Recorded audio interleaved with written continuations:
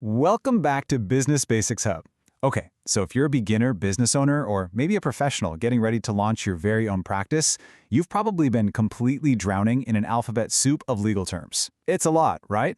Well, today we're going to clear all of that up with a focused explainer on the absolutely crucial differences between a standard C corporation and a professional C corporation. By the time we wrap up here, you're going to know exactly what they are, why choosing the right one could literally save your personal bank account, and the exact steps you need to take to create one. So, let's get into it. But real quick, before we jump into the fun stuff, a tiny heads up.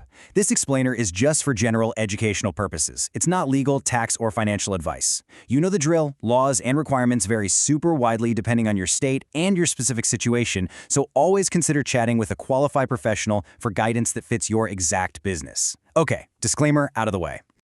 Here is our roadmap for today's explainer. First, we'll define exactly what these corporations are. Then, we'll look at why making the right choice really matters for your wallet. After that, we'll walk through 10 simple steps to create one. And finally, we'll cover the most common beginner mistakes you absolutely need to avoid. Part 1. What are these corporations anyway? Well, we need to clearly define our terms before we start building your business structure.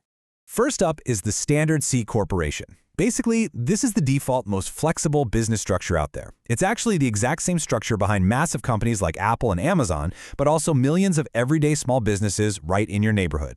The biggest thing to wrap your head around here is that a C Corp is a completely independent legal entity. It's literally entirely separate from its owners. It can sign its own contracts, borrow money, and yes, even get sued, all under its own name. And honestly, the best part, it can be owned by anyone. Anybody at all. Plus, it can conduct any lawful business activity. You want to sell shoes today and pivot the software tomorrow? Go for it. A standard C Corp gives you the total freedom to do exactly that. Now, let's flip the coin and look at the professional C corporation, which you'll often hear called a PC for short. This is a highly specialized corporate structure, and it exists for one very specific reason. It allows licensed professionals to incorporate their practice. We're talking about your doctors, lawyers, accountants, architects, dentists, people like that. The state basically wants to ensure that these highly regulated professional services are owned and controlled only by qualified, licensed individuals. So completely unlike a standard C Corp, you can't just have outside unlicensed investors owning a piece of your medical clinic or your law firm. It just doesn't work that way. So you can really start to see the huge divide here. The standard C Corp is kind of like the Wild West. It's open to everyone and pretty much every type of business. But the professional C Corp, that's a closed loop. Only licensed professionals in that specific field can own it, and the business itself can only provide that specific professional service.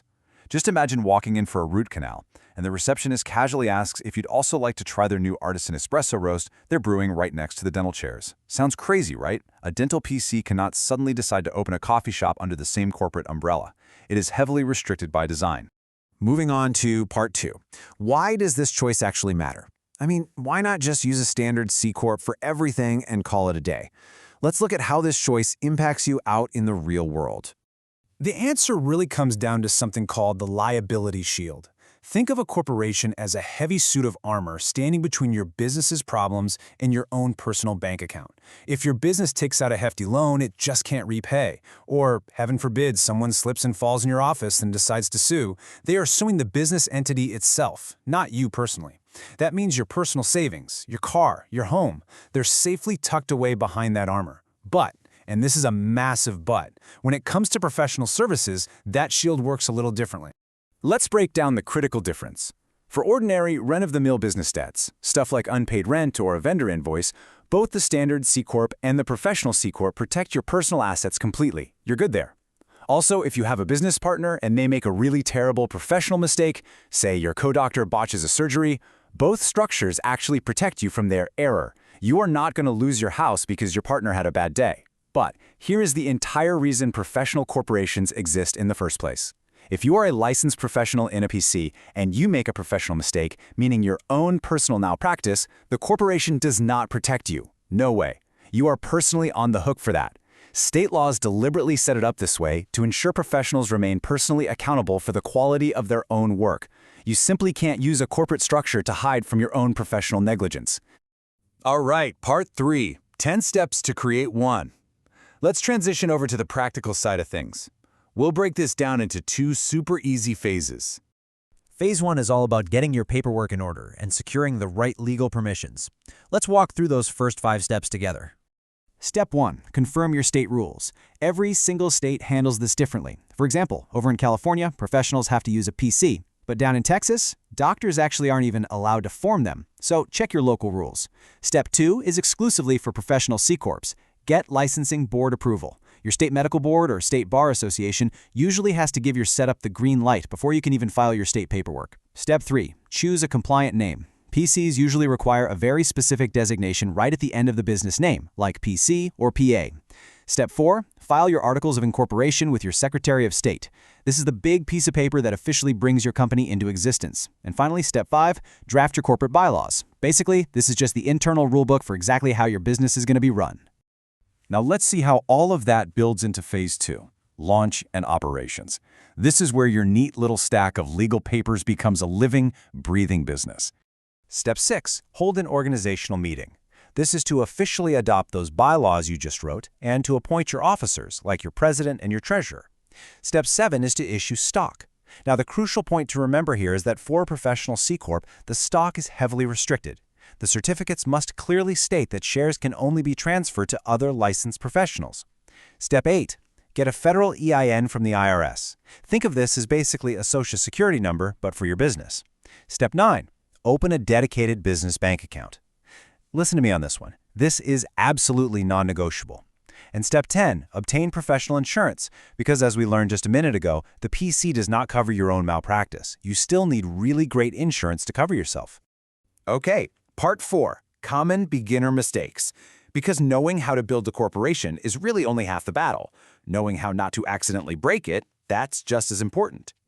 Here are the top pitfalls that always seem to catch beginners completely off guard. First, as we heavily emphasized earlier, thinking the corporate shield protects you from your own professional malpractice. It just doesn't. Second is mixing personal and business money. If you decide to pay your personal grocery bill using the corporate debit card, a judge can literally look at that, say your corporation is a total sham, and rip away your liability shield entirely. Keep the money strictly separate. Third, forgetting that state licensing board approval. If you just rush to file with the state and totally ignore your medical or accounting board, your corporation might be legally invalid from day one. And finally, skipping annual meetings and formal minutes. Corporations legally require you to document major decisions every single year. If you get lazy and skip the formalities, you can lose your protection. I really want to leave you with this powerful summary quote directly from our source materials today. The law's deliberate policy: professionals must remain personally accountable for their own professional conduct, regardless of corporate structure. This perfectly encapsulates why the professional C-Corp works the exact way it does. It gives you the fantastic benefits of a formal business structure, but it also ensures that when people hire a licensed professional, they're getting true, personal accountability. Before we go, I want you to ask yourself this one question. If you were sued tomorrow, is your personal bank account truly, legally separate from your practice? Don't wait until it's too late to find out for sure. As a quick reminder, this explainer is for general educational purposes only. It is not legal, tax, or financial advice. Laws vary wildly by state, so definitely consider consulting a professional to handle your specific needs. Thanks so much for hanging out and learning with us today. If you want more simple, no-fluff business guidance just like this, make sure to subscribe to Business Basics Hub right now. Hit that notification bell so you never miss any of our new explainers. And hey, if this helped you out, give it a like and maybe share it with a friend who's starting a business too. See you next time.